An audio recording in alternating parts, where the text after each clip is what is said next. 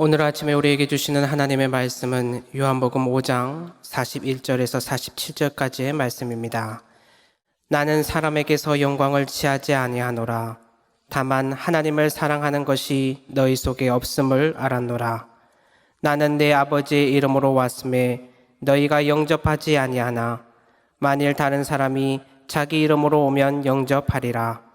너희가 서로 영광을 취하고 유일하신 하나님께로부터 오는 영광은 구하지 아니하니 어찌 나를 믿을 수 있으냐. 내가 너희를 아버지께 고발할까 생각하지 말라. 너희를 고발하는 이가 있으니 곧 너희가 바라는 자 모세니라. 모세를 믿었더라면 또 나를 믿었으리니 이는 그가 내게 대하여 기록하였음이라. 그러나 그의 글도 믿지 아니하거든 어찌 내 말을 믿겠느냐 하시니라. 아멘. 요한복음을 기록한 목적이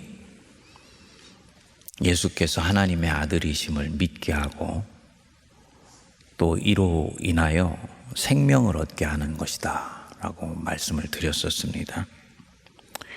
요한복음이 볼 때는 믿음과 생명은 항상 같이 갑니다. 나는 믿습니다. 예수께서 하나님의 아들이심을 믿습니다. 이 고백이 진정 내 영혼이 실린 고백이라면 이 믿음의 고백은 반드시 내 안에 생명 현상을 가지고 온다는 것입니다. 그를 믿는 자마다 영생을 얻게 하려 함이니라. 요한복음이 볼 때 영생은 죽어서 천국 가는 것이 아니에요. 그것은 결과예요. 영생은 믿는 자들이 지금 여기 이 순간에서 이미 누리는 어떤 생명의 역사, 그게 영생입니다. 그러니까 유보된 영생이 아니라는 거죠. 그래서 1장 서론이 끝나고 난 뒤에 5장에 이르기까지 믿는 사람에게 어떻게 생명 현상이 일어나고 있는가라는 것을 지금 쭉 보여주고 있습니다. 그래서 2장에서 믿는 이에게 물이 포도주로 변화되는 사건이 생겼죠. 믿음은 존재의 변화를 반드시 가져온다는 이야기입니다. 믿는데 사람이 변하지 않는다? 그런 일은 불가능합니다. 만일에 믿는데 변화가 일어나지 않는다면 그 믿음은 참 믿음이 아닌 것이지요. 참 믿음은 반드시 능력이 있습니다. 물이 포도주로 바뀌듯이 사람이 바뀌어요. 믿음이 들어가면 사람이 바뀌어요. 3장의 니고데모와의 대화에서 믿음이 오기 위해서 뭐가 필요한지를 말씀을 했습니다. 거듭나야 된다.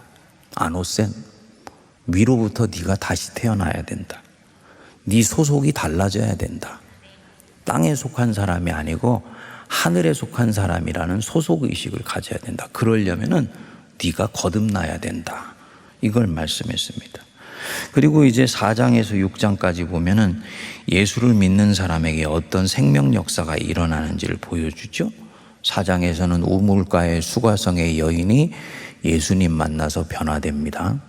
그래서 이 사람이 가지고 있었던 과거의 상처와 아픔과 눈물이 깨끗하게 치유되고 새 사람이 되는 역사가 나타나요. 5장에서는 38년 된 베데스다가 연못가의 병자가 예수님 만나서 육체가 회복되는 역사가 나타나요. 그러니까 4장은 정신과 영혼의 치유, 5장은 육체의 치유 역사가 예수님 통해서 실제로 나타난다는 걸 보여줍니다.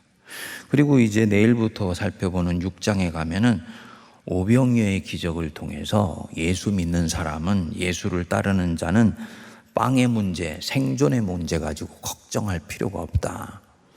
너희는 먼저 그의 나라와 그의 의를 구하라. 그리하면 이 모든 것을 너희에게 더하여 주시리라. 하나님의 나라와 의를 추구하며 살아도 되는 물적 토대와 근거가 어디 있는 것인지를 보여주는 거예요. 그리고 5장과 6장의 이 기적 사건 뒤에는 예수님의 긴 말씀, 설교 말씀, 강화가 자리를 잡습니다. 예수 믿는 자에게 일어난 생명 현상을 보고 이것에 대해서 의문을 가지고 있거나 또 바르게 받아들이지 않는 사람들을 위한 말씀입니다. 동시에 자세히 묵상을 해보면 분명히 내게 믿음이 있다고 생각하는데 왜 나는 생명을 얻고 그 생명을 누리는 일들이 잘 경험되고 있지 않은지. 즉 초반에 말씀드렸죠. 교회 안에서 분명히 예수를 믿고 있는데 신앙이 제도화되고 조직화되고 틀에 박히게 되면서 그 안에 성령의 역사가 빠져나가서 생명 역사가 일어나지 않게 되는 부분들을 주님이 말씀해 주시는 겁니다.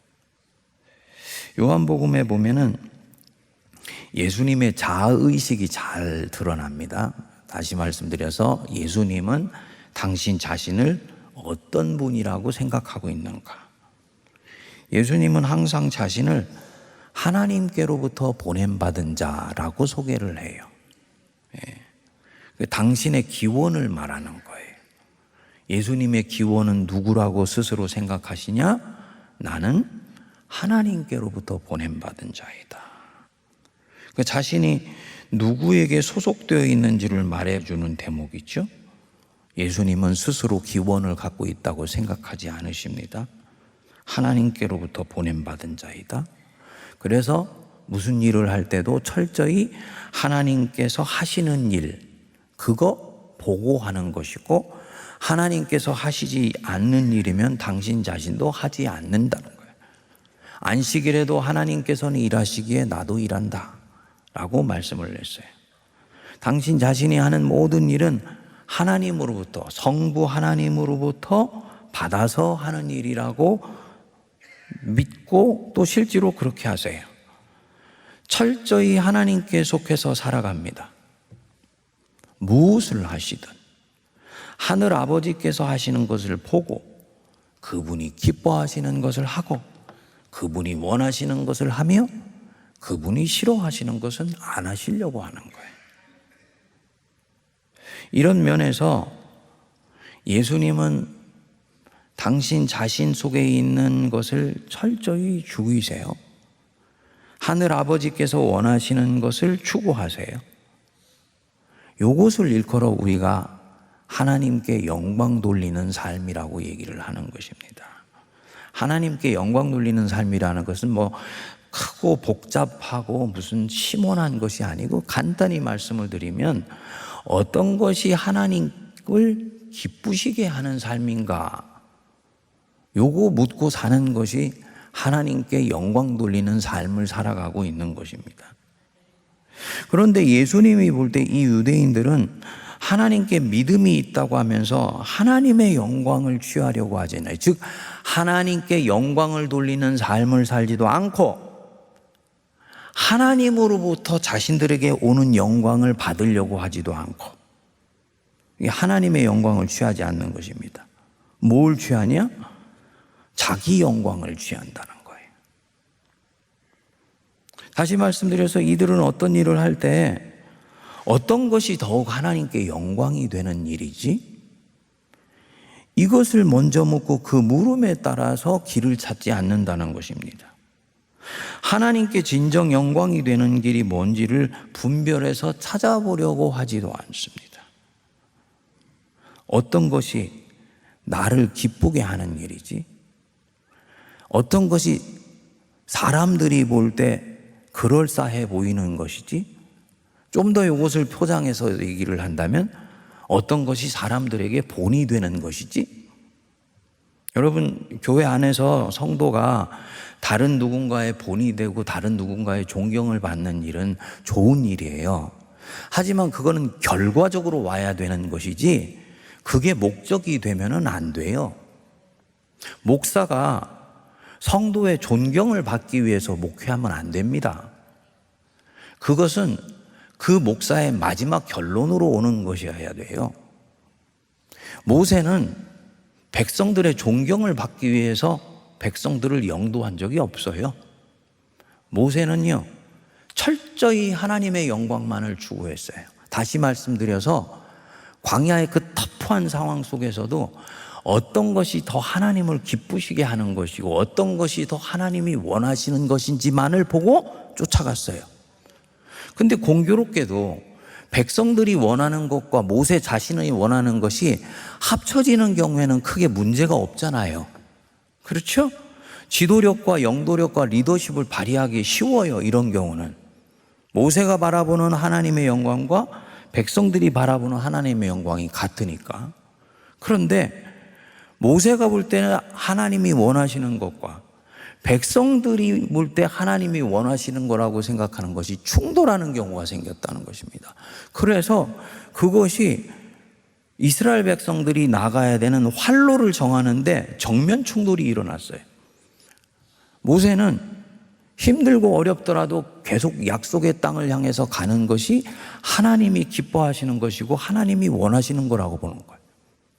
백성들은 거기로 가는 것 힘들 뿐만 아니라 그 약속이 약속의 땅인지도 모르겠고 실제로 들어갈 수 있을지도 모르겠고 거기로 가는데 너무 힘들고 어렵고 배는 고프고 고기도 못 먹고 마늘 생각도 나고 그러니까 우리 그만하고 애굽으로 돌아갑시다.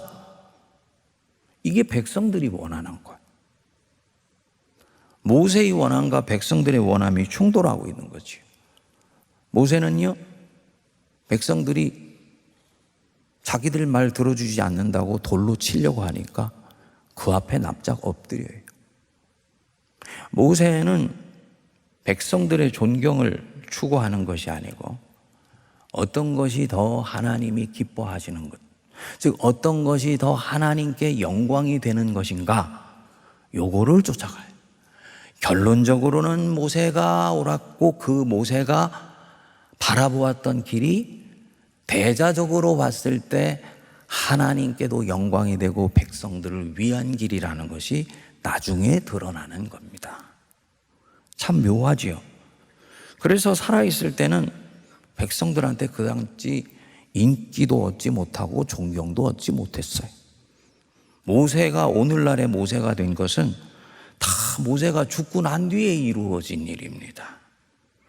신약 성경은 이런 길을 일컬어서 십자가라고 얘기를 하는 것입니다. 제가 이 말씀을 드리는 이유가 있습니다. 우리가 진정 하나님께 영광이 되는 것이 무엇인지를 정말 신실하게 묻고 있느냐? 아니면 나를 기쁘게 하는 것을 곧 신앙의 유익이라고 생각하면서 쫓아가는 경우가 많지 않느냐라는 것이죠. 어떤 것이 나를 기쁘게 하는 길이지? 어떤 것이 사람을 기쁘게 하는 길이지? 현대의 사람들은 이것을 먼저 물어요. 앞에 것을 이기주의 내지 개인주의라고 한다면 뒤에 것을 대중추수주의라고 얘기를 합니다. 사회학적인 언어입니다. 대중추수주의가 민주주의의 사회에서는 민주주의의 옷을 입고 나타나기 때문에 정말 분별을 잘 해야 됩니다. 그러니까 교인들 한 사람 한 사람이 어떤 것이 더 하나님께 영광이 되는 것인가를 신실하게 물을 수 있을 때 이 민주주의가 교회 안에서도 세상 안에서도 건강하게 작동하는 거예요. 민주주의라는 것이 인간 자신이 가지고 있는 욕망과 탐욕과 욕심과 채우지 못한 자기 인생의 아련한 것들을 계속 채우는 쪽으로 나아가고 발현되어 나온다면 이것은 그야말로 하나님의 영광을 가리는 쪽으로 갈 수도 있는 거죠. 예수님은 근본적으로 물으시는 것 같아요. 유대인들이 왜 하나님의 영광을 먼저 묻지 않을까? 박하와 운양과 회양과 11조를 드릴 때 왜 사람들 보기에 좋도록 드리지 하나님의 영광을 위해서 드린다라고 생각하지 않을까라고 물으셨던 것 같습니다. 42절에 그 답이 나오죠. 다만 하나님을 사랑하는 것이 너희 속에 없음을 내가 알았노라. 하나님을 사랑하는 마음이 저들 안에 없다. 누군가를 사랑하면 그 사랑하는 사람의 마음을 먼저 헤아려요. 그가 좋아하는 것을 나도 좋아하게 되고 그가 기뻐하는 것을 나도 기뻐하면서 해요. 내가 그를 사랑하기 때문에 그가 싫어하는 것은 나도 하고 싶지 않아요. 사랑의 속성이에요. 그러니까 하나님을 사랑하면 하나님이 어느 것을 더욱 기뻐하실까? 이것을 먼저 생각하고 먼저 묻습니다. 그분이 싫어하는 것이면 내 에고, 내 육 속에 이 역사하는 이 탐욕이 막 나를 몰고 그쪽으로 가려고 할지라도 아니지. 이거는 내가 사랑하는 하나님이 기뻐하시는 방향이 아니야 하고 멈출 수 있게 된다는 거예요. 근데 유대인들 안에 전혀 그 모습이 보이지 않는다. 입으로는 하나님의 영광이라고 얘기할지 모르지만 사실은 자기의 영광을 취하고 그 뒤에 나오죠? 44절 서로의 영광을 취한다. 서로가 서로를 높여주면서 자기 영광들을 취하는 것입니다. 가만히 보니까 뭐냐? 이들 안에는 하나님을 진정으로 사랑하는 마음이 없구나. 그것을 아셨다는 것이죠. 44절에 다시 너희가 서로 영광을 취하고 하나님께로부터 오는 영광은 구하지 아니하는도다.